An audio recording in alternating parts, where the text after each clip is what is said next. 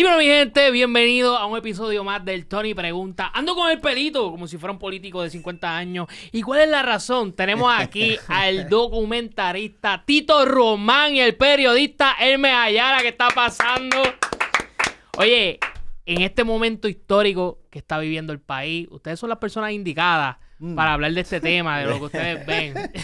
Oye, Hermes, tú como periodista que siempre está, ¿verdad? ¿Llevas cuántas elecciones? Dálgame, Tony. Ya en Vega Baja dicen que soy viejo, ahora tú me vas a poner a tirar ese número. No, papi, de chamaquito. En el 96 cubrí mis primeras elecciones, so 96, 2000, 2004, 2008, 2012, 2016, 2020. ¿Cuántas son? ¿7? Lo llevas pares, como Ahora unos vamos 7 para las por ahí. 7 o 8 u 8. ¿Y qué estás viendo diferente en estas elecciones? Primero, no había visto un despelote en la Comisión Estatal de Elecciones como el que estoy viendo ahora. Entrar en sí, en las causas de eso, pues ya sería como 15 podcasts más. Eso es lo primero. Lo segundo es el entusiasmo que estoy viendo de la gente para votar. Y es algo que es un feeling que da más o menos como lo que se sentía luego del huracán. Cuando digo luego del huracán, estoy diciendo 18, entrando al 19, donde ya el disgusto o la rabia se canalizaba más o menos hacia una acción. Quizás se puede comparar con el 2000 para cuando Vieques, con el 2004 por ahí para cuando Vieques, pero no de esta forma donde se entiende que se debe acudir a la urna.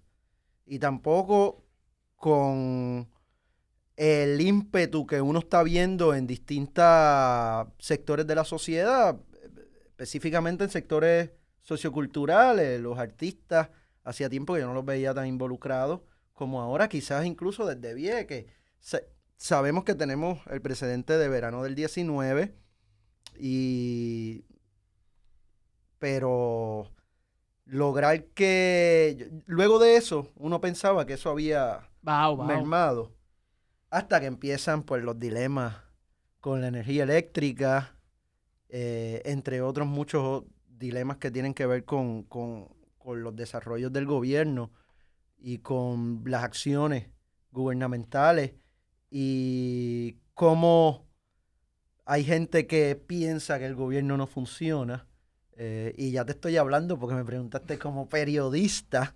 Estoy tratando de ser lo más periodista posible cuando hablo, porque todo el mundo sabe que cada persona puede también hablar en su carácter personal. Tú, Tito, Eh, de tu carácter personal, ¿cómo tú ves esto? Ya saliéndose del periodista al humano.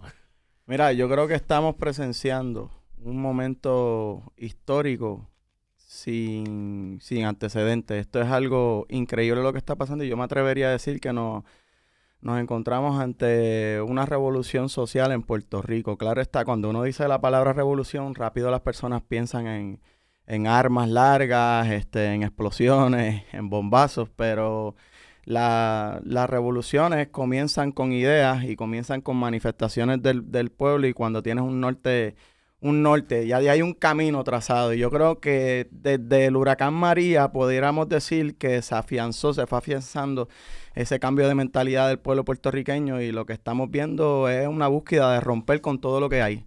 Romper con todos esos aparatos y todas esas instituciones que nos han llevado hasta donde estamos, que es una situación de crisis como país en todos los departamentos, en la educación, en la salud, las carreteras. O sea, no existe nada que tú puedas hablar ahora mismo positivo de Puerto Rico que no sean nuestros artistas y nuestros atletas. Fuera de eso, todo está jodido. Esa es la palabra sí, que hay que usar. es bien difícil para mí ver aspectos positivos en las ejecutorias gubernamentales cuando uno está cubriendo casi todo el tiempo, específicamente en estos 4 años que se completan ahora, en este cuatrienio. Es bien difícil tú encontrar una agencia que tú digas, aquí las cosas funcionan, miel sobre hojuelas, esto es una buena agencia, una máquina bien aceitada que funciona como es. Es bien difícil y te digo que me ha tocado bregar con casi todas las agencias. El caso de educación para mí es algo que me vuela los sesos porque tienen más dinero que Sí. países enteros, ¿me entiendes? De Sudamérica, el presupuesto es heavy.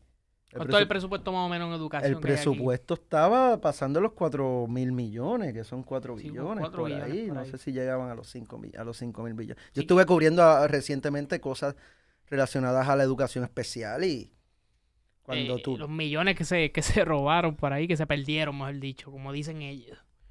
La gente que atornillan, empleados que de repente tú ves que están ganando tanto y cuanto y de momento tú ves a los padres quejándose todo el tiempo, los padres de niños de educación especial.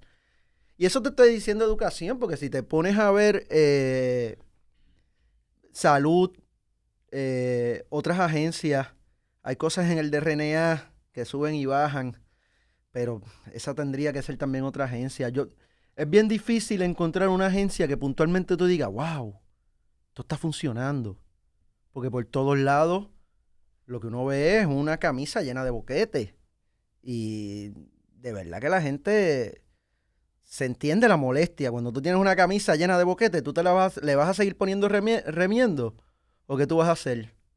¿Botarle y ponerte una nueva o no? Yo a veces digo que la gente se está escuchando en las redes sociales, pero hay periodistas y personas de la televisión que dicen que lo que pasa en las redes sociales no es el reflejo real, que los jóvenes no están saliendo realmente a inscribirse. ¿Cómo ustedes lo ven? Yo pienso que a veces que también nos están poniendo difícil la cosa. Sí, no, definitivamente los que tienen el poder están preocupados ahora mismo con todo lo que está pasando. Y vuelvo a unir eso con lo que estaba planteando ahorita, que es que hay en curso, hay en marcha un cambio social en Puerto Rico y lo está provocando principalmente los sectores de la juventud. Y aquí lo que está sucediendo es una continuidad de lo que sucedió de manera combativa en el verano del 2019.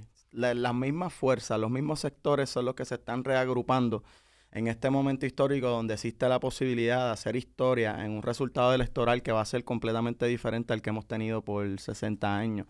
Por primera vez ya existe una fuerza política que va a romper con ese bipartidismo que es el que nos ha traído hasta aquí. Pero lo interesante de todo esto, y por eso es que planteo y me atrevo a hacer el planteamiento de que estamos ante una revolución social, algo histórico, es que los sectores no están organizados todos dentro de esos partidos. O sea, las personas que están convocando al cambio, sí existen estos dos partidos que decidieron hacer una alianza, ¿verdad? El caso del Partido Independentista Puertorriqueño y el Movimiento Victoria Ciudadana decidieron hacer una alianza de país porque saben que unidos pues pueden encaminarse a lograr esos cambios que tanto el pueblo anhela.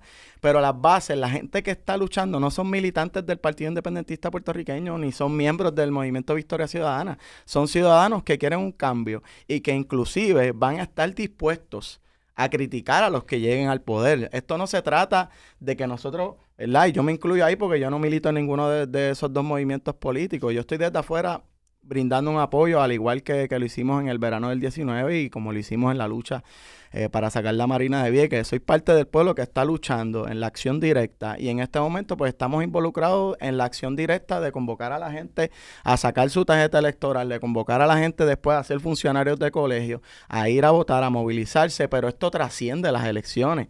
Y ya Puerto Rico cambió independientemente cuál sea el resultado de las elecciones. Por eso es que yo estoy atreviéndome aquí a hacer ese planteamiento porque ya es una fuerza social que en su mayoría son jóvenes, no solamente jóvenes, pero en su mayoría son jóvenes porque estos jóvenes vivieron un Puerto Rico completamente diferente. Esto está jodido, vuelvo a decir la palabra, por todas partes.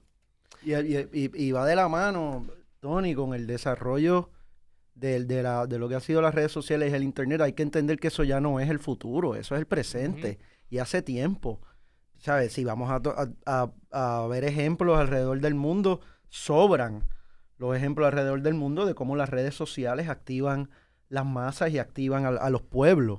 Sí. Yo me atrevo a decir incluso hasta cuando ganó Obama, y eso fue hace bastante tiempo. Sí. ¿Me entiendes? So ya los medios tradicionales, si bien es cierto, cargan con el vaqueo del capital, por decirlo así, no me digas que tú no te metes a tu Instagram y no te sale un anuncio ya. Tampoco, Claro, tampoco es que los mismos intereses no saben el poder de las redes sociales, que es donde está el verdadero call to action o llamado a la acción que Sí. están haciendo distintas personas.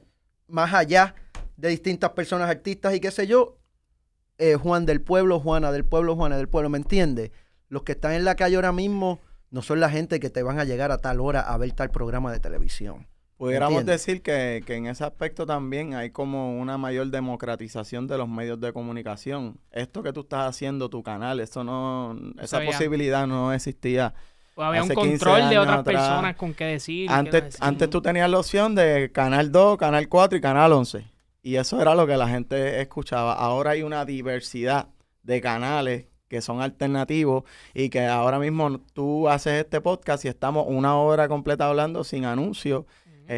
Quizás, ¿verdad? Aparezca uno Va a que salir otro un anuncio de anuncio. YouTube por ahí. Aquí mismo.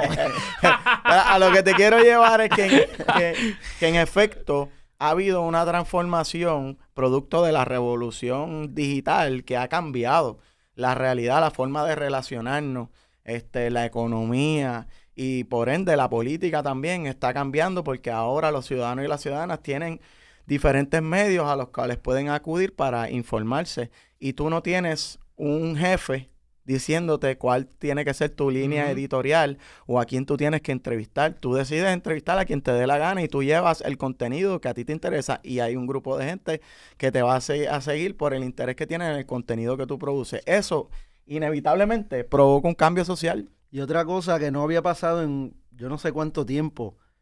Ahora mismo la gente joven que que está pensando ir a votar, o la gente joven, o la gente en general que está haciendo todos los trámites para ver si logra algún cambio, todo el mundo se está afectando por lo mismo. Aquí no es que yo soy partidario de la causa de Vieques como en el 2000 o 2004. A mí se me va la luz, igual que se le va la luz al estadista, a mi tía estadista que yo amo, ¿entiendes? Tú sabes, igual que se le va la luz al otro estado librista. A todo el mundo pasa por los mismos problemas. Todo el mundo tiene que ir a sala de emergencia y pelear cuando el plan le dice que no le cubre tal o cual cosa. O pelear con las PBM porque no le quieren dar en la farmacia las medicinas que son. ¿Me sigue? O pelear en educación porque el nene no lo están ayudando. So, más allá de joven, viejo, red social, televisión, PNP, popular, independentista, ciudadana, Victoria Ciudadana, etcétera. Estamos bregando con una situación donde todo el mundo se está viendo afectado por las cosas que pasan y por las decisiones Sí. paupérrimas. Los pequeños y los medianos comerciantes, cada vez que se va la luz, el dinero que pierden, los equipos que pierden, las compras, etcétera. Cerrar el negocio, perder clientes. Es real. La crisis actual en Puerto Rico es una real y no la va a resolver ni los mismos partidos que han estado ahí gobernando, ni la realidad la va a cambiar esos mismos partidos. Sería un error nosotros creer que ellos van a cambiar esa realidad cuando ellos son los que nos han llevado hasta aquí. Entonces, no podemos seguir cometiendo el mismo error. Oye, Tito, hiciste un documental que disfrutamos un montón. Él me dijo, me habló del documental. Siki, un giro descolonial. Lo pueden ver, ¿verdad? ¿Los Sí. tienes todavía por ahí? Actualmente estamos presentando en las salas de Caribbean Cinema, pero siempre invitamos a la gente a que sigan nuestra página por cualquier, ¿verdad? Cambio que haya, ¿verdad? Porque no sabemos hasta cuándo pueda estar en la sala, pero en este momento está en las salas de Caribbean Cinema. Y Corillo, yo les digo de corazón, tienen que ver este documental. Yo pienso el momento que está pasando el país. Vino bien, no sé si tú te pusiste de acuerdo con los políticos, va, jodan ahora.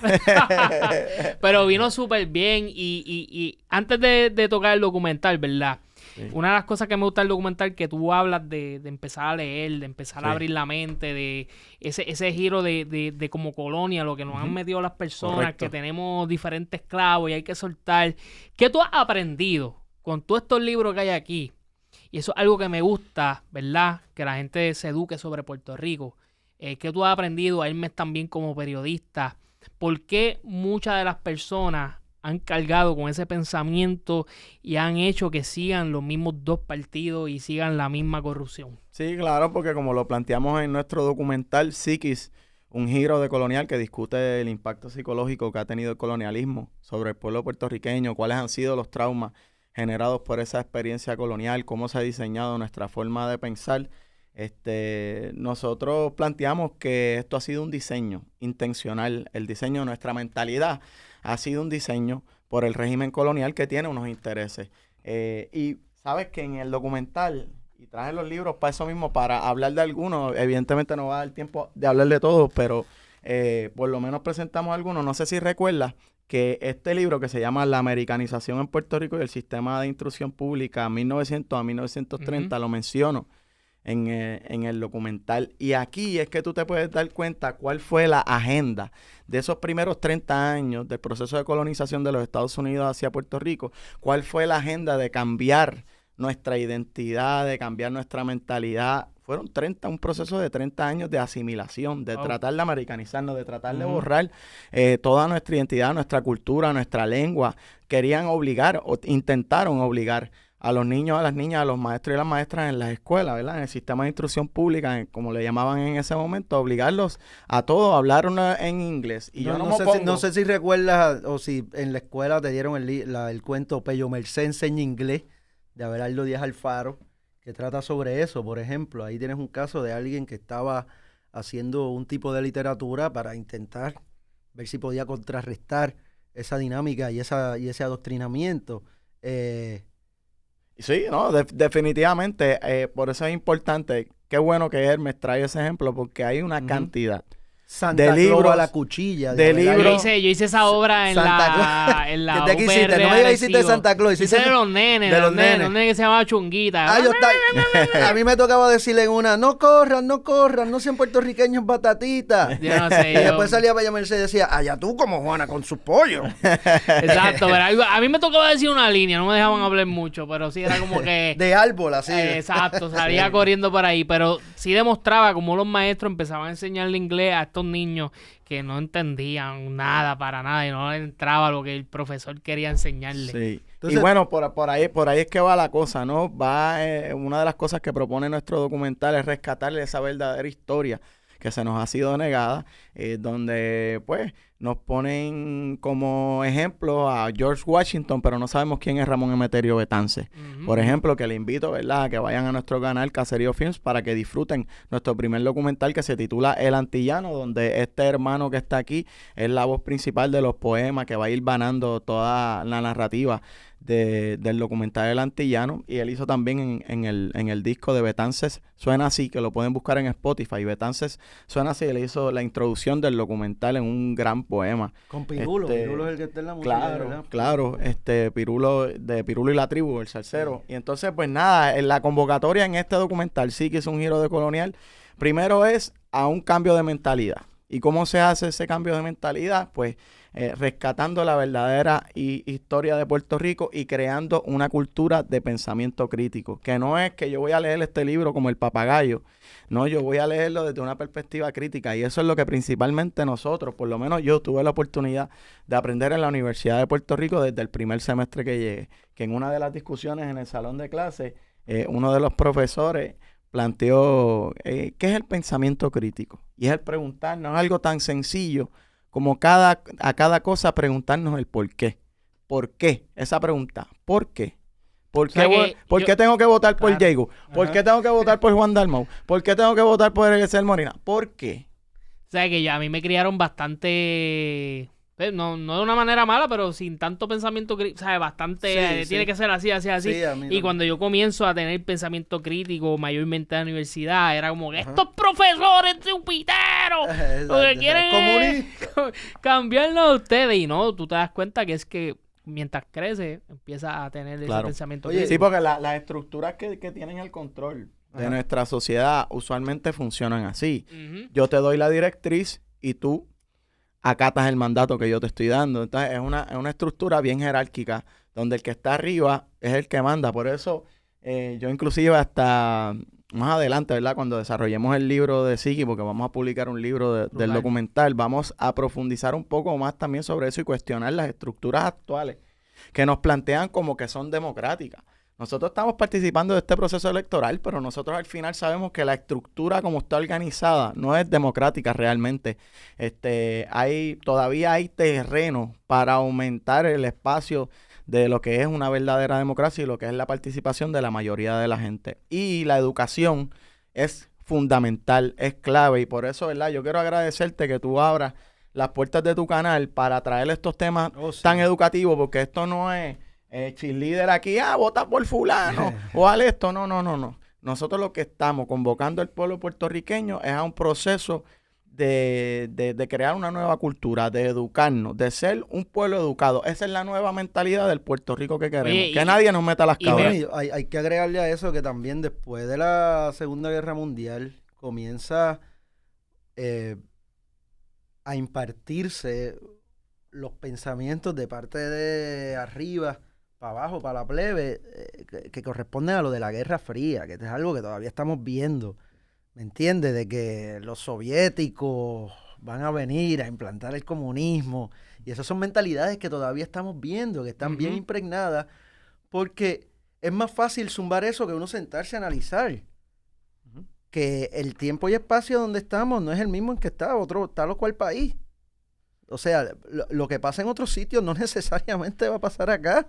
O más aún, es bien difícil, imposible que pase acá. Más cuando somos una colonia, más cuando realmente tienes hasta una junta de control fiscal. Una dictadura. No fueron electos. Entonces queremos hablar de dictadura en otros países, pero aquí hay una dictadura invisible que se llama la Junta de Control Fiscal, que no fue electa por los puertorriqueños y que toma decisiones importantes de los asuntos fiscales que han afectado. Se han implementado una serie de políticas violentas contra el pueblo puertorriqueño, porque el cierre de escuelas fue un acto violento y todo lo que está pasando, ¿verdad?, en general es violencia contra el pueblo puertorriqueño. Entonces aquí existe una dictadura, lo que pasa es que está orquestada de tal manera y con el apoyo de los medios de cierta manera, porque como que le pasan la manito. Uno le dicen Junta de Control Fiscal, otra le dicen Junta de Supervisión Fiscal. Entonces, ahí tú ves en el lenguaje cómo unos deciden utilizar unas palabras para suavizar la agresividad de lo que es una institución como esa, que fue impuesta desde Estados Unidos, de un plumazo del presidente y del Congreso de los Estados Unidos, donde los puertorriqueños muy poco poder tienen, muy poco tienen que decir ahí. Pero vamos, eso de la Junta lo menciono porque es la coyuntura actual, pero no es algo nuevo. O sea, desde que yo tengo uso de razón, desde que yo nací, está la cuestión esta del miedo.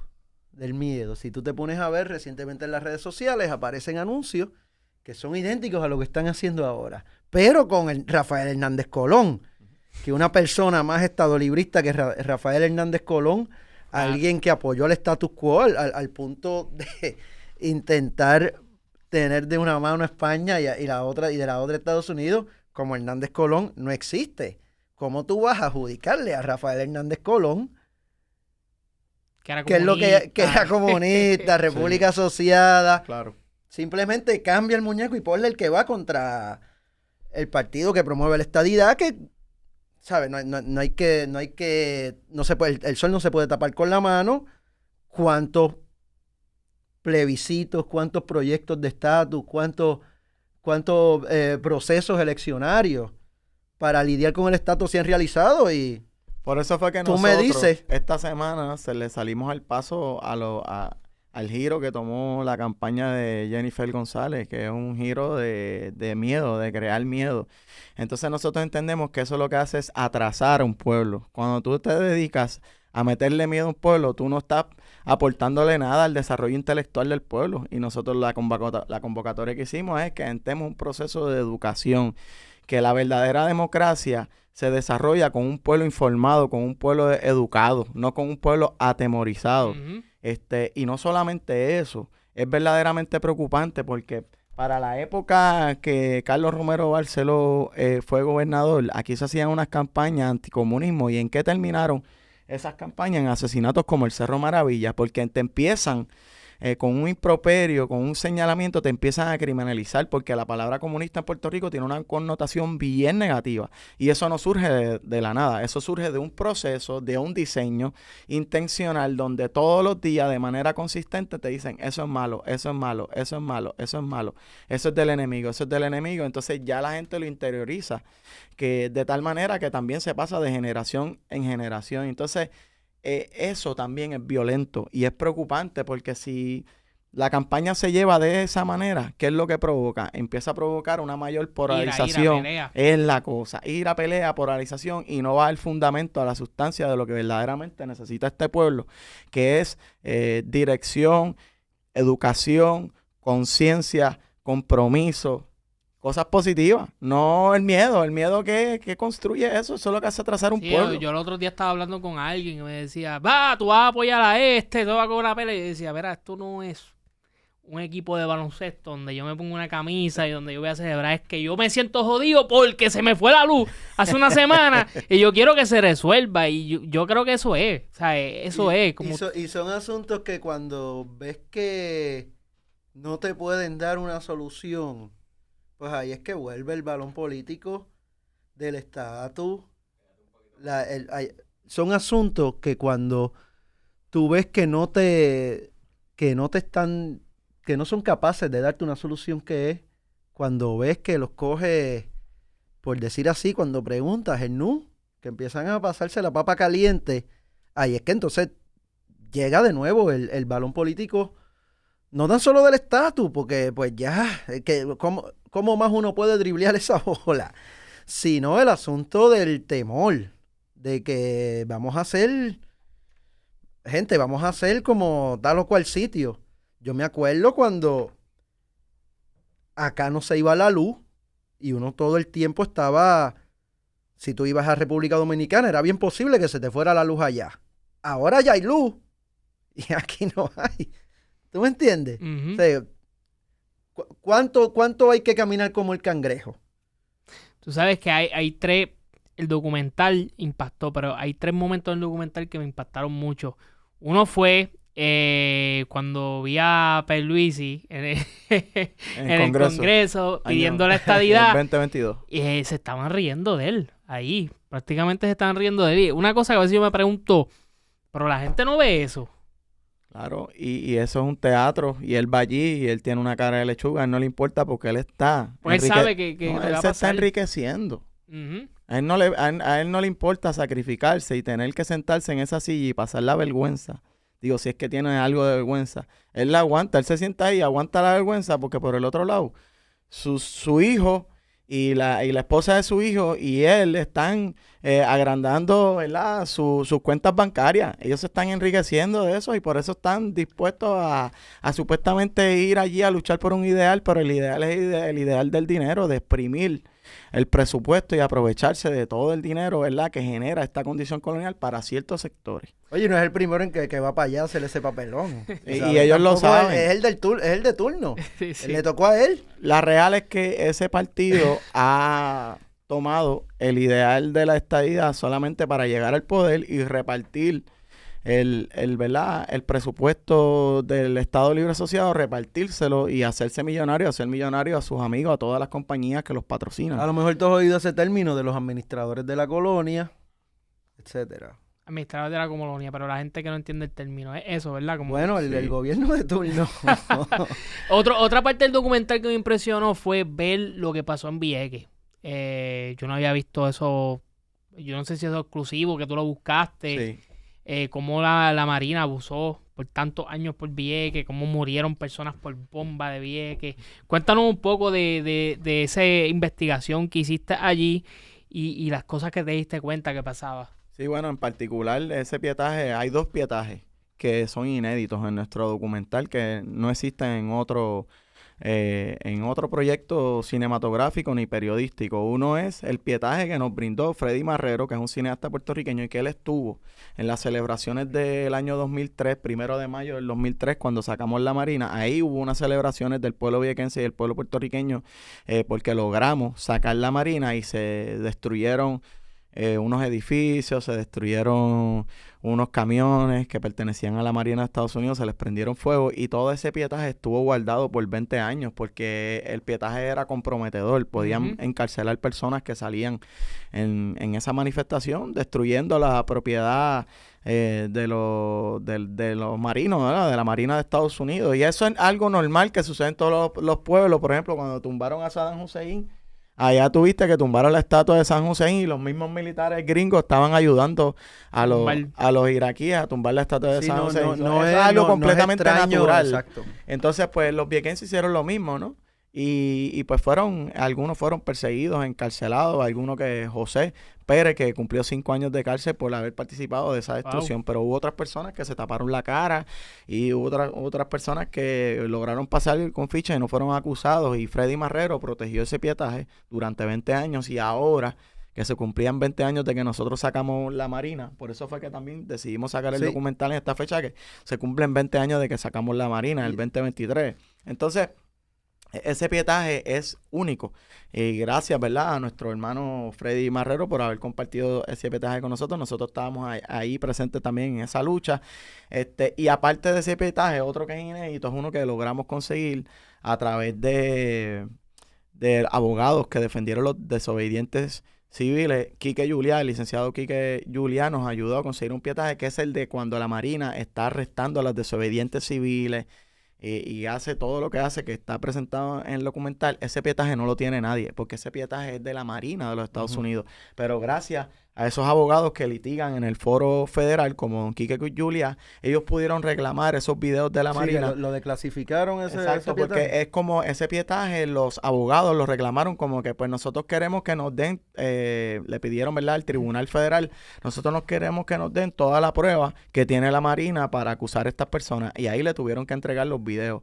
Ese video VHS con todo ese pietaje, el licenciado Quique Julián me lo hizo llegar y es el que utilizamos en nuestro documental como un documento histórico que retrata cómo eran esos arrestos. Entonces, los jóvenes que no vivieron esa experiencia, que no saben cómo fue la lucha de Vieques, pues por lo menos pueden presenciar de cerca cómo era que se llevaban los arrestos y cuál era el procedimiento al que llevaban a los desobedientes civiles. Oye, Tony, y el caso de Vieques es bien importante que la gente entienda en la situación continua de precariedad que puede encontrarse alguien que vive en Vieques, específicamente si no es extranjero o extranjera.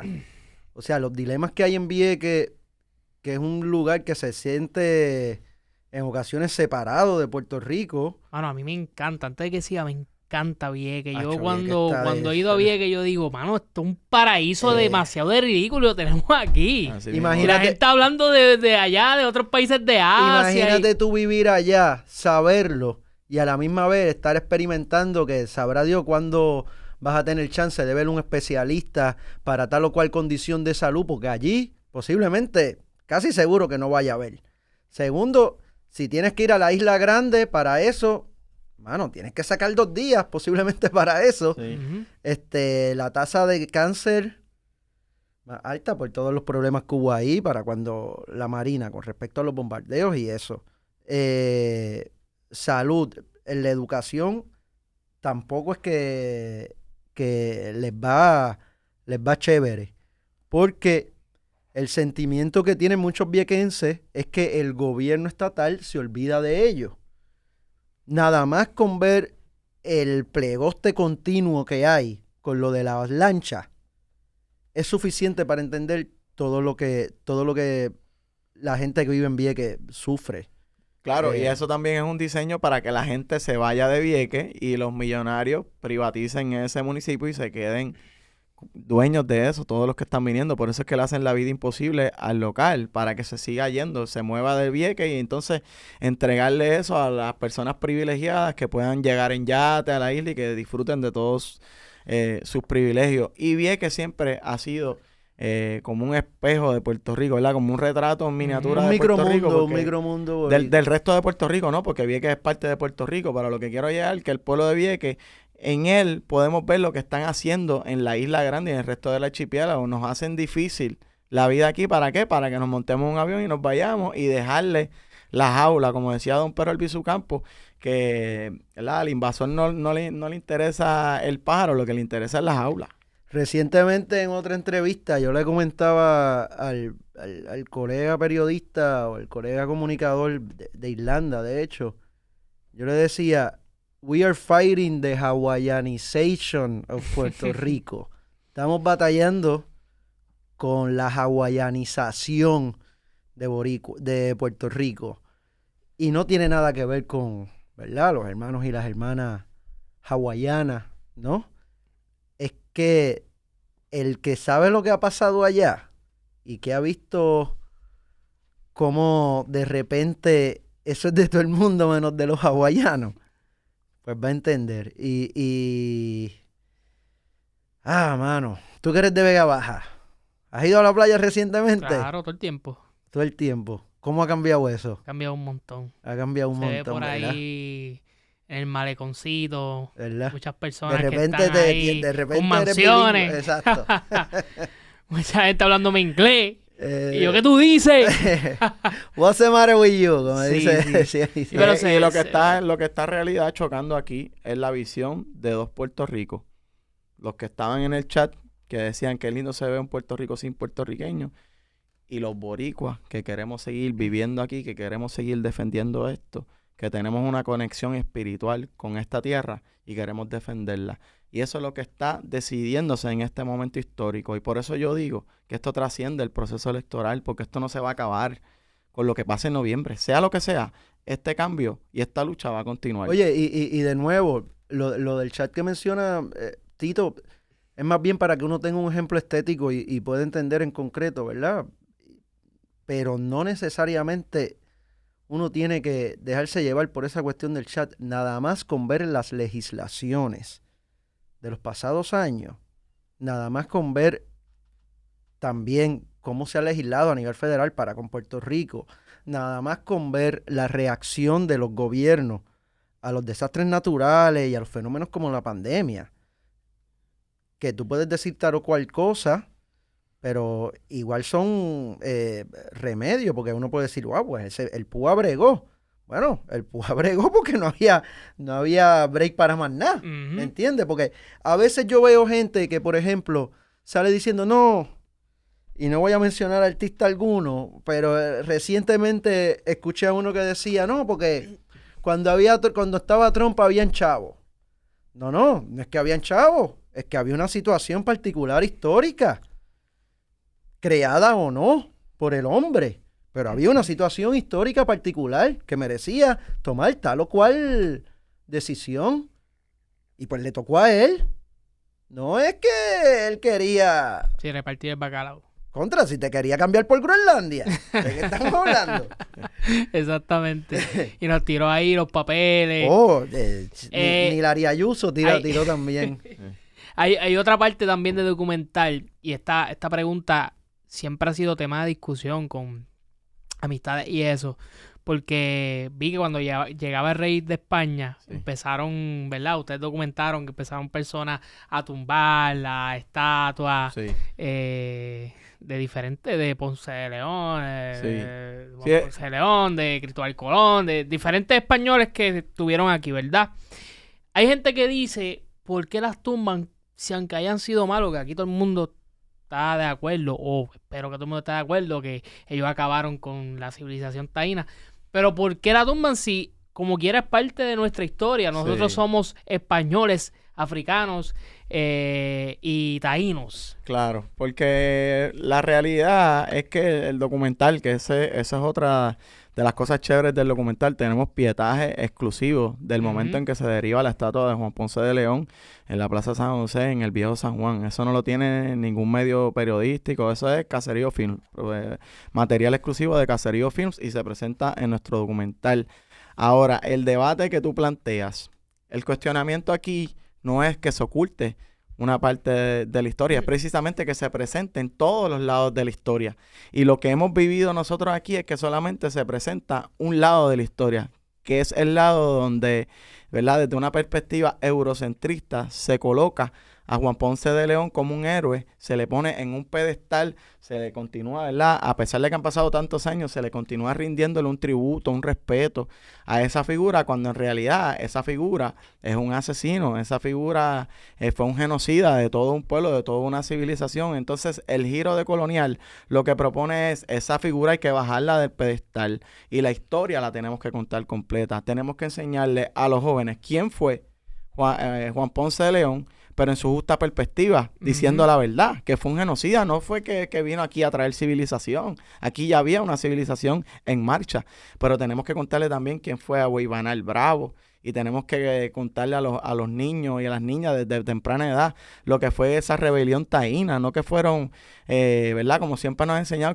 que los taínos eran pacíficos y que bajaban la cabeza y que no, eso es completamente una perspectiva colonial y con esa narrativa es que nos colonizan y por eso es tan importante el planteamiento que hacemos de que tenemos que rescatar la verdadera historia, porque cuando tú conoces la verdadera historia, tu mentalidad cambia, porque tú tienes otra perspectiva de lo que verdaderamente pasó. Y creo que al seguir rindiéndole tributo a una figura como Juan Ponce de León, que lo que representa es ese primer gobernante impuesto desde afuera. Porque al final, ¿qué es Juan Ponce de León? Es el primer gobernante, primer gobernador de Puerto Rico impuesto desde allá, desde Europa, desde otro lugar. Aquí nadie lo eligió. Entonces es como que seguir reivindicando esa práctica que hasta el sol de hoy se sigue repitiendo con la Junta de Control Fiscal, que son unos gobernantes impuestos desde afuera. Entonces nada ha cambiado. Y por eso es tan importante que nosotros, de cierta manera, planteemos ese debate. ¿Está bien, está mal tumbar esta estatua? ¿Por qué? ¿Qué es el significado de que tumben una estatua? ¿Cuál es el mensaje que se lleva con eso? El mensaje es un rechazo a todas esas imposiciones que vienen desde afuera y que van en detrimento de los intereses de los que vivimos aquí. ¿Vamos a seguir perpetuando el no podemos? ¿O vamos de repente a decir, si roncamos que aquel dio tantos honrones y que aquella se ganó una medalla y que el otro se ganó 18,000 Grammy y que el otro es astronauta? O sea, tú no entiendes que en el colectivo sí podemos. Y eso es algo que plantea el documental de una manera bastante tajante. Y otra cosa adicional, uno de los planteamientos que nosotros hemos hecho es que, quitamos la estatua y la ponemos en un museo. Y cuando los niños y las niñas, o los jóvenes, o las personas que nos visitan de otras partes del mundo, los llevemos a ese museo, les decimos, esta estatua estaba en una plaza y se le rendía tributo, pero en un momento dado de la historia los puertorriqueños decidieron rescatar su verdadera historia en honor a Boriquén, en honor a todos esos ancestros y ancestras taínas y los negros y las negras que fueron oprimidos por esos mismos gobernantes que fueron impuestos desde Europa en todo ese proceso de esclavización. Nuestros ancestros y ancestras africanas, reivindicar toda esa historia por una justa perspectiva. No solamente me cuenten la historia de que no, llegó Colón y como es el himno, que es algo, el himno colonial es algo verdaderamente eso parece que lo hizo turismo. Parece que lo hizo la compañía de turismo. Sí, chacha, a mí me dan ganas de se me aguan los ojos, pero un poco de vergüenza. La tierra del Boriquén. Sonda su playa llegó Colón. Exclamo lleno de admiración. Esta es la linda tierra que busco yo, reivindicando el proceso de conquista, de colonización. De nuevo, reivindicando el que tú eres una ñoña, tuvo que venir aquella de eso. Aquí había gente ya, con una civilización también la estatua que se hizo de Cristóbal Colón por Arecibo. Sí, verdaderamente vergonzoso cuando en otras partes del mundo, en Latinoamérica, incluso en Estados Unidos, están derribando las estatuas de Cristóbal Colón por todo lo que representa, todo lo negativo que representa. Y nosotros aquí, mientras en otros lados las están tumbando, nosotros aquí venimos y erigimos la más grande que la Estatua de la Libertad. Eso es increíble, eso es inaudito. Sí. Entonces, por eso es tan importante el giro de colonial. El giro de colonial es importante porque esto no puede continuar así, eso no nos va a llevar Eso fue idea de la Molao en inicio, ¿verdad? En Cataño. Wow. Fue el primero que trajo la estatua para acá. Oye, Caserío Film, ¿verdad? Representan algo que si nos ven de otros países, la gente dice Caserío, tú sabes, estamos bien activos. Sí. Y los ven a personas como tú, que eres una persona que decidiste leer, descubrir nuestra historia, bastante inteligente. Y yo sé que él allá también viene del barrio y todo eso. Hay a veces una excusa de que, papi, que soy de Caserío y estar en la alternativa, o soy del barrio, papi, y no había más nada. Unas historias como ustedes que decidieron superarse, ¿cómo ustedes le aconsejarían a los jóvenes o cómo ustedes ven esa perspectiva de lo que pasa en el país con las barriadas, con los caseríos? Sí, bueno, yo creo que la realidad es que tenemos que cambiar la narrativa también de pensar que la mayoría de la gente del caserío se pierde. Lo que pasa es que se le da más publicidad a las cosas negativas. Y por eso vuelvo y te agradezco por abrir los canales de tu podcast para que nosotros presentemos esa otra cara del caserío, que es Caserío Films, por ejemplo, donde nosotros, ¿verdad?, hacemos este tipo de proyectos, pero también hacemos proyectos en las comunidades. Por ejemplo, nosotros hemos hecho una campaña importante sobre el tema de Navidad sin balas, donde han participado jóvenes del caserío en la actuación y en la producción de contenido audiovisual artístico, en la narrativa cinematográfica de ficción. Esas capacidades las tenemos. Lo que necesitamos es mayores oportunidades de educación y de desarrollo y de superación para que no nos quedemos estancados en la charca, ¿verdad? ¿Te acuerdas de la charca? Y también que no le tengan miedo a leer o a buscar en internet cosas que no sepan, buscar más allá de lo que quizás le están tratando de decir o de lo que han escuchado durante años. Sí, está cool que de repente venga un artista a decirte tal o cual cosa, pero oye, hasta en el baño sentado tú puedes sacar esto y educarte. ¿Me entiendes? Digo, hacer lo que tú quieras en el baño, ¿verdad?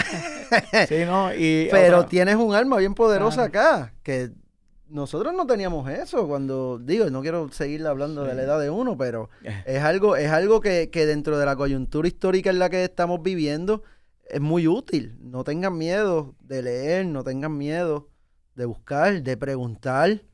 A veces uno no se atreve a preguntar para que no piensen que uno es un morón o algo así. Pero no, tú preguntas para aprender. Claro, y tampoco quiero yo posicionarme aquí con el dedo acusatorio de decir yo soy el bueno y los otros son los malos. Ajá. Aquí volvemos a lo mismo, el porqué de las cosas. Y yo quiero que nos cuestionemos el porqué, ¿verdad?, de nuestras comunidades marginales, de nuestras comunidades de los caseríos y los barrios. A veces surgen una serie de situaciones que son complejas de entenderlas y tenemos que preguntarnos cuáles son las raíces, por qué eso pasa. Y ahí es que está la conversación y cuál es la verdadera solución para esos problemas. No es mayor represión, no, es más educación, más oportunidades de desarrollo personal, económico, etcétera, etcétera. Así que hay un gran potencial en nuestras comunidades y yo creo mucho en eso y por eso, ¿verdad?, decidimos con toda la intención ponerle este nombre a nuestra organización porque aspiramos que en el futuro haya más cineastas que vengan del caserío porque hay muchas historias que tenemos que contar desde nuestra perspectiva, que no es solamente la historia de que allí está el punto y fulano se bajó del carro y le metió 3 tiros, no, hay montones de historias que podemos contar que no tienen que ver con eso y que representan la realidad de la vida de los que venimos de abajo. Y yo creo que eso está pasando. Yo creo que está pasando eso, que las generaciones de ahora están entendiendo eso. Yo te he comentado a ti lo contento que yo me siento cuando veo gente, comunicadores como tú, que han salido de Vega Baja, artistas, wow, te mencioné un chorrete que no habían... No tan solo Benito, pero por ahí va la cosa. Mucha que gente si en el Vega mismo Baja Omi, que si John García, que si Hijo de Boriquén, que si Cian, ¿me entiendes? De la generación tuya, que yo me siento tan gozoso, porque antes yo era el único anormal allí, bro. Antes yo era el, ¿sabes? No era el único, pero era bien, o sea, si no me encontraba con Mofongo, el del Macabeo, por ejemplo, si no me encontraba con tal o cual persona, alguno de los chamaquitos de Fiel, de los chamaquitos, algunos de los artistas, músicos, periodistas más o menos contemporáneos conmigo, pues no, era bien difícil porque uno se sentía que uno venía de un pueblo, ¿verdad? Y que uno era algo raro dentro de ese pueblo, pero ahora... Es tan satisfactorio ver gente de mi pueblo como ustedes, hermano, metiéndole. Y era lo que yo te estaba diciendo, hermano. Y ahí tú ves y la esperanza aflora en tu corazón cuando tú ves eso, brother. Sí, yo creo que de los caseríos... Me quedó ahí medio Mira, tú sabes que yo... Pero de los caseríos he conocido gente demasiado de increíble. También sin quitar la realidad de mucha gente ahí. Pero cuando deciden educarse, mano, no sé si es que dicen no tengo otra alternativa y tengo que ser el mejor. Son los mejores. Coño. Son los mejores, la verdad. ¿Sabes? Los mejores actores que he conocido vienen del caserío. Mejores, ¿sabes? En tantas cosas vienen del Sí. caserío, ¿me entiendes? Y es algo sumamente increíble. Sí, hay mucho potencial y pues el llamado es seguir motivando y dando la oportunidad a esos jóvenes y a los que vienen creciendo por ahí, ¿verdad? Que no se pierdan. Yo no quiero que perdamos la oportunidad, yo quiero que por lo menos mencionemos por encima los libros que traje para que Sí, vamos todos esos a... jóvenes que están viendo este podcast por lo menos se interesen en alguno de ellos. Y te Lean, voy a- corillo, lean. Dale, si quieres me vas preguntando y yo te voy diciendo por encima para que la gente lea. Más o menos rapidito, ¿verdad? Sí. Son muchos Rapidito, un comentario libros. corto y ya de cada uno. Políticas, ¿qué dice aquí? Políticas. Ese libro es La lucha por la independencia de Puerto Rico, La de lucha por Juan la Antonio independencia. Correger. Ese es un libro mandatorio que lo mencionamos en nuestro documental. Este otro es una novela que se llama Mercedes, que habla sobre la historia de la Mercedes. primera mujer puertorriqueña, lideresa de la independencia. Esto fue antes que Betance. Ella se puede considerar la madre de la patria. Qué María bueno. Mercedes de Barbudo y Coronado, que vivió en Viejo San Juan. Aguibanal Bravo, Bravo. ese lo menciono también en el documental. Ese es el que se enfrentó a Juan Ponce de León y todo su corillo. Así que tiene que conocer la historia de nuestro héroe, Aguibanal Bravo. Sí, que él era de Jayuya y era uno de los indios más... Bueno, Aguibanal Bravo y su familia, los Aguibaná, eran en el sur de Puerto Rico, Ah, por el sí. área de Ponce, por allá abajo. Que de hecho, el hecho de que se llame, pues puedo provocar aquí un revolú, el hecho de que se llame Ponce es una humillación, porque el Ponce viene de Ponce de León, por eso son los leones de Ponce. Pero ese era el territorio de los Ah, deja el pueblo de Aguibaná. Ponce Vamos a tranquilo. dejarlo ahí, ¿verdad? Que se agita Son un en los comentarios. pueblo... es Ponce, pero Pero Ponce... ese es el pueblo de Aguibanal Bravo, al igual que este otro, don Pedro Albizu Campos. Este es para mí la mejor que biografía de Pedro don Pedro Albizu. Albizu Campos, que la escribió Marisa Rosado, Las llamas de la aurora. Este libro es increíble, muy emotivo, muy increíble ese libro. No, y Pedro Albizu Campos, quiero leer este libro, Sí. quiero leerlo. Y aquí, Este es un clásico latinoamericano, Las venas abiertas de América Latina, de Eduardo Galeano, libro mandatorio también. Este es otro que utilizamos para el documental. Albert Memmi, Retrato del colonizado, también que presenta parte de las dinámicas que se dan entre el colonizador y colonizado. Este es de una amiga colombiana, importante el tema de racismo, el racismo y yo, de mi querida amiga afrocolombiana, la Liliana. Por acá este libro súper importante, que es Neurociencia en tiempos de desastre. Nosotros también traímos el Sí, asunto tocaron de la neurociencia. neurociencia y el la neuroaprendizaje. animación en el- está bien chévere también. Sí, estos dos jóvenes puertorriqueños hicieron un análisis de todo lo que pasó durante los terremotos en Puerto Rico, en el sur, y de cuál fue el impacto y los traumas que generó esa experiencia, pero también te brinda herramientas para los maestros y Abrí los esto y padres. dice enfocar el diálogo hacia el crecimiento positivo sin invalidar emociones. Ahí está. Aló, No, papi. esto es calidad. Tío, me estás hablando. Para Taria, novela importante de Juan López Bauzá, que ahí pueden ver los personajes como Jacob. Por acá, Entiendo que esa se está haciendo para cine también, Tito. ¿Este está pasando para el cine? no sé si se está creo que es otra, adaptando. creo que es otra. ¿Es Rey otra? Figueroa y Juan Ok. López Bauzá están trabajando en un proyecto cinematográfico, pero creo que es otra. Qué duro. Y acá, súper importante, ¿te acuerdas de ese que lo menciono en el documental? Sí, Los Condenados de la Tierra. Esto es pensamiento caribeño de Franz Fanon. Pero todos estos libros se consiguen, ¿verdad? Sí, Oh, sí, en cualquier claro, biblioteca, en claro. cualquier Lo lugar. bueno es que lo Sí. estamos mencionando aquí. Por Usted le eso. da pausa, los escribe y después se tira a Exacto. buscarlo por los distintos Qué medios. duro. Antonio Valero. Antonio Valero, el general de Fajardo, Puerto Rico, que luchó por la independencia de México, de Colombia, Venezuela, Perú, por distintos países, luchó de mano a mano con Simón Bolívar, súper importante, un orgullo Antonio boricua. Valero. Ni sabía Antonio de esto, Valero, te voy a ser sí. real, no sabía de Esto- Antonio esto Valero. es Ese de- importante. Ese de ahora es un libro de un rapero, Un pana de nosotros. pana de nosotros, Este. hermanito. ¿Conoce sí. a alguien ahí? Luis Díaz. Luis Díaz. Volátil y explosivo se llama, incluye las letras Qué de su trabajo musical que ha hecho junto a Yalsi, el productor, en el dúo Intifada. Y por último, Nacionalismo Caribeño, que hace una comparación de don Pedro el pensamiento de don Pedro Albizu Campos con el jamaiquino Marcus Garvey. Marcus Garvey. Muy interesante, así que lo recomiendo también. Y por último, Oh, ese acaba de salir. la bomba que dejó. ¿De dónde? Esto sí que está brutal. Esta es La protesta armada que escribió el doctor Félix Ojeda Reyes, que es el personaje principal en nuestro documental El Antillano. El historiador más importante de Ramón Emeterio Betance, el padre de la patria puertorriqueña, escribió este libro. Lo increíble es que ahí se revelan muchas informaciones que no se sabían sobre la lucha que se ¿Y desarrolló es en aquí. inglés este libro? No. no. Es en español. Lo que pasa tiene Que unos la abrí, me tocó tiene ver fragmentos cosas en pues de las carpetas y de las investigaciones del FBI que eran en inglés y están ahí presentados de cómo investigaron, ¿verdad? Los distintos grupos independentistas que eran perseguidos en esa época y cómo se organizó los llamados Comandos Armados de Liberación, que fue una de las primeras organizaciones revolucionarias clandestinas que existió en Puerto Rico y existió por una necesidad de que aquí se estaban persiguiendo y asesinando las personas y donde se revela que Juan Maribraz, el líder Juan Maribraz era el comandante de esta organización y uno de sus seudónimos era Alfonso Beal. El autor también es un estudioso de la figura de Betance. El autor falleció hace poco, don Félix Ojeda. Sí. Y fue vital también en otro documental de Betance, del Antillano.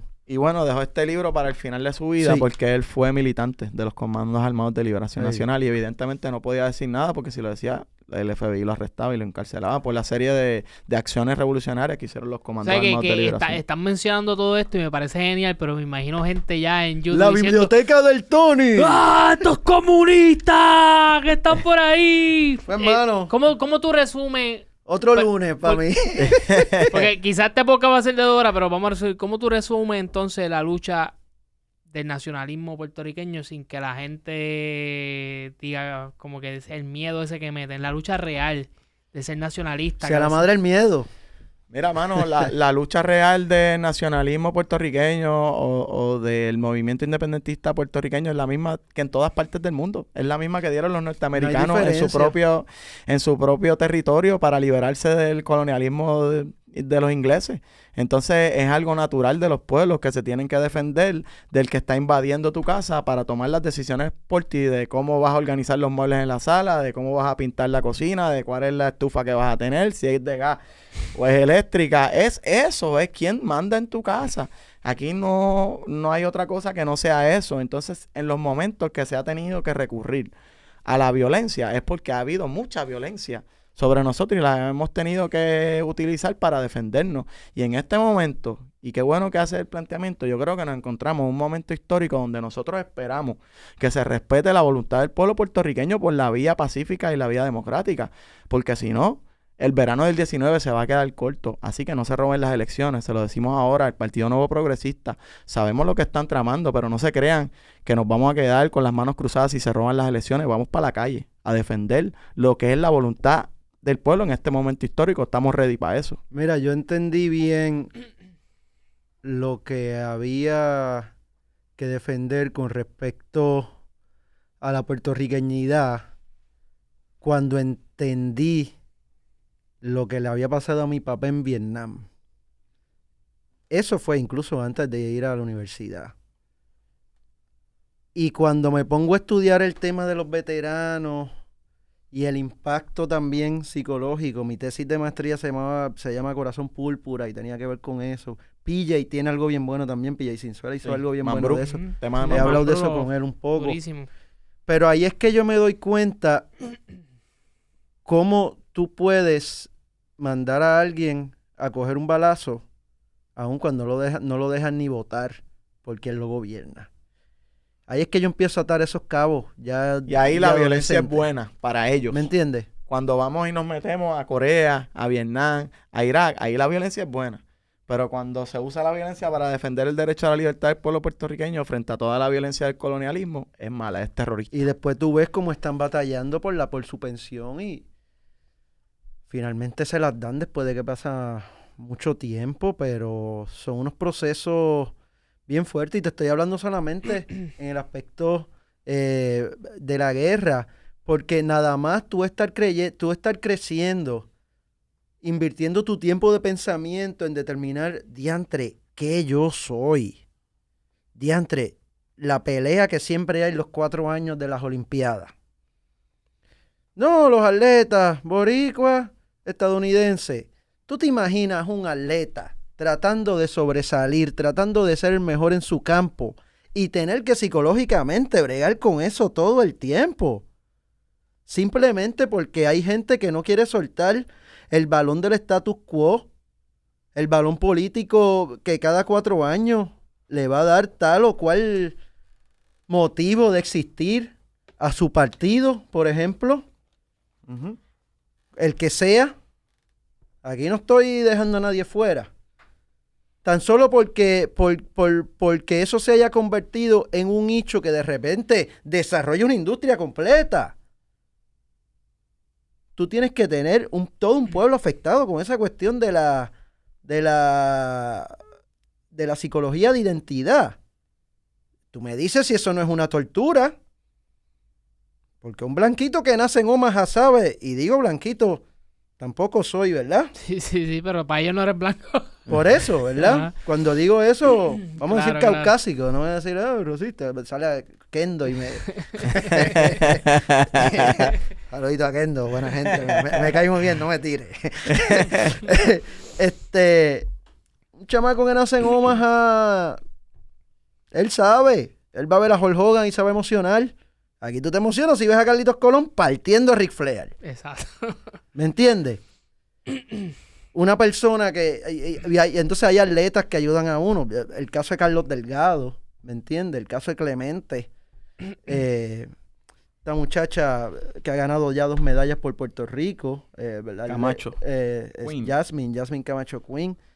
Tú ves atletas que ante la carencia de que sean la gente de acá, los que están en el gobierno, quienes establezcan los parámetros de lo que sería la identidad para el puertorriqueño, tienen que venir estos atletas.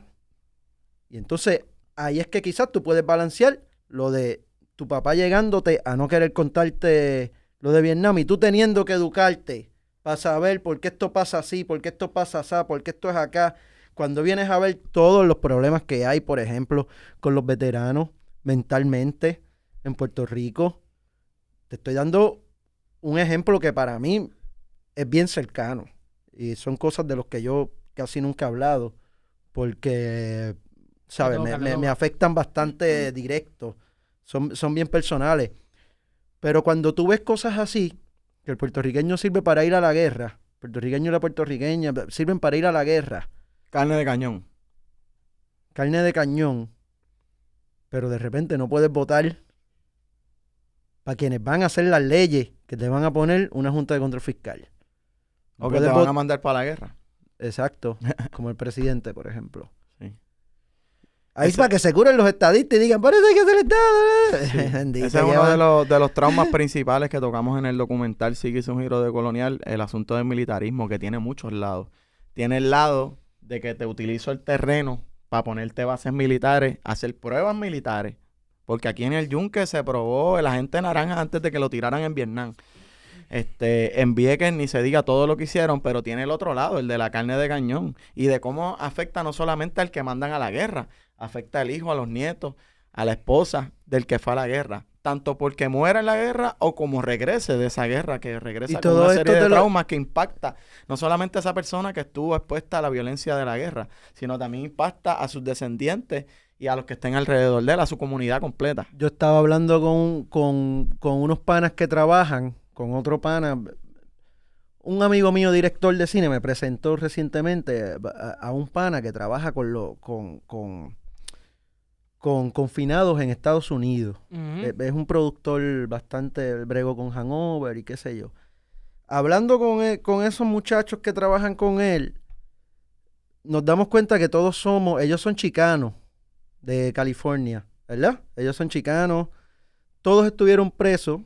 El pana mío director ahí lo que hace es que busca la gente que ha estado preso desde mucho tiempo, ponle 12 años de edad, bien chamaquito, trata de ver cómo puede integrarlos a la sociedad y los pone a trabajar en producción con él. Gente que se ha desarrollado y ha logrado tener su vida, ¿no? Después de haber salido de la cárcel. Nos ponemos a hablar y veo que, ¿sabes? Me indican que todos sus padres son veteranos de Vietnam. Y empezamos a hablar de los estudios que hay, de cómo genéticamente los familiares, las descendencias, Eso se llama epigenética también. exacto, las descendencias de los Pueden veteranos. buscar la palabra epigenética y ahí ven. Eso se transmite genéticamente, los traumas. Ujú. Y Se yo pasa. quisiera ver si se puede hacer algo que le habíamos puesto Viet Vet Kids. los hijos de los veteranos de Vietnam. So, hay trauma que ha ocasionado el colonialismo, pero peor aún, el colonialismo dentro de la guerra. O sea, como una persona que se oponga a la guerra y como una persona que entiende los traumas del colonialismo, sin duda hay que seguir educándose para ver cómo uno puede por lo menos no ser trastocado por estos traumas. O sea, mira que no te estoy diciendo llegar al punto de la meta de descolonizarlo, porque eso ya yo lo tengo establecido, ¿verdad?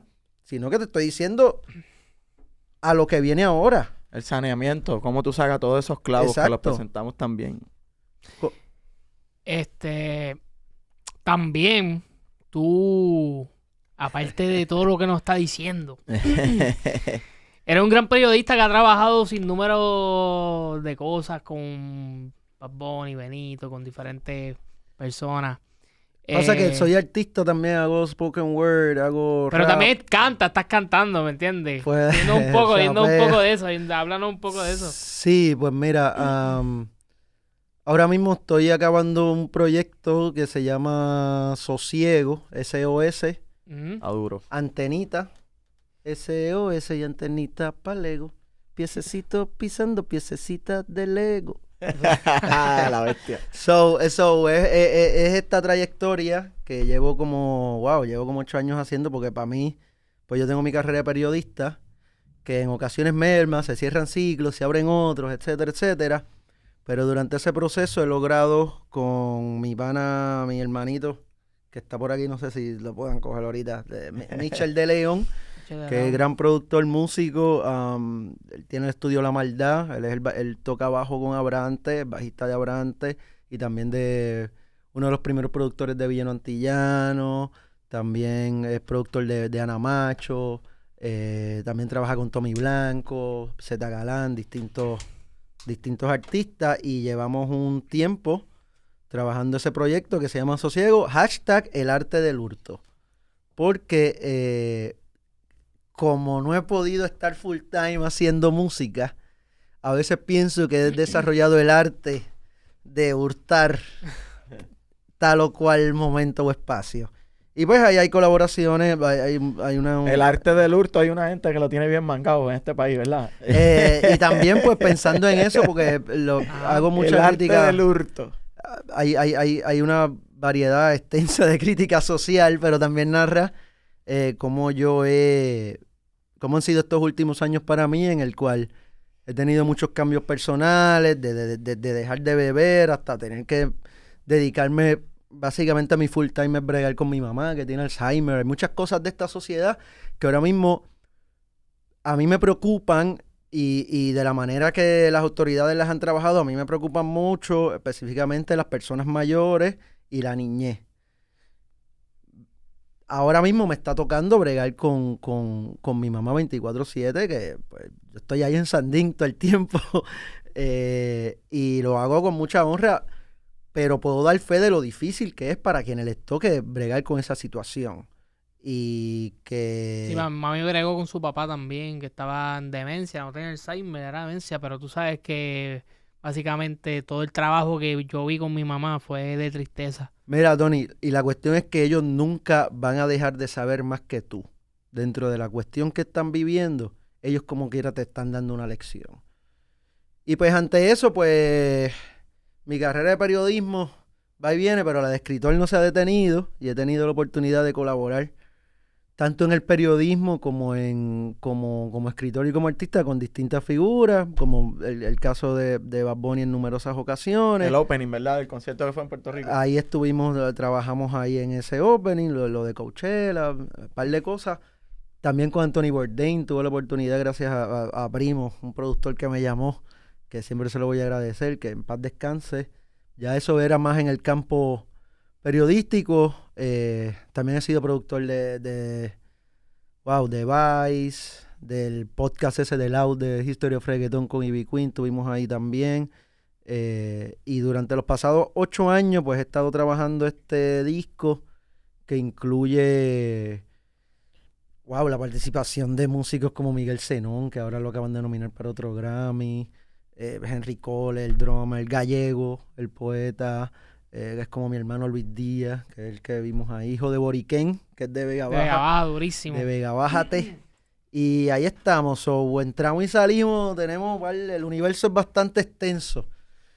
Mucho periodismo en televisión, en de todo, escrito, de todo. Llevamos... Yo creo que las personas así, con tanta creatividad, no se pueden estar quietas. Tienen que buscar los documentalistas también, los cineastas. Estamos en La Plena también. La Plena, qué duro. Tenemos algo ahí que queremos zumbar porque aquí... Titito rapea también, aquí vino Bad Bunny y tiró algo. Vino el Boricuazo, tiró algo. Zumben Dame el algo corito que dice, se la quieren robar porque limpio no ganan.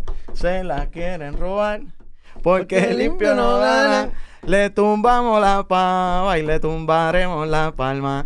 Le tumbamos la pava y le tumbaremos la palma. Se lo quieren robar porque limpio no gana. Se lo quieren robar porque limpio no gana.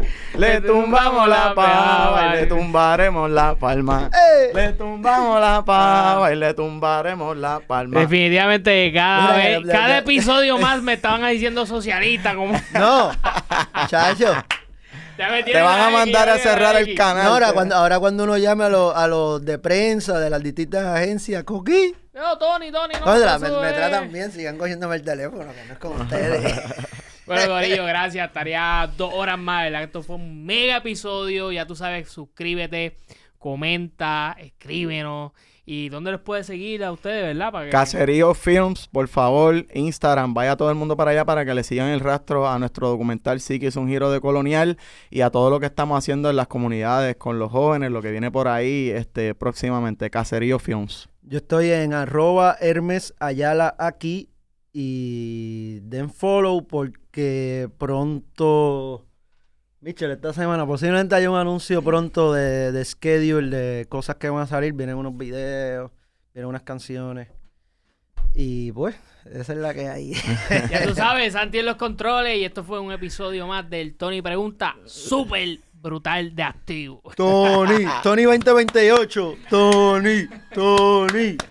Venga, abajo, Oye, hacemos el jingle. Qué duro, Nacho, este podcast estuvo cabrón.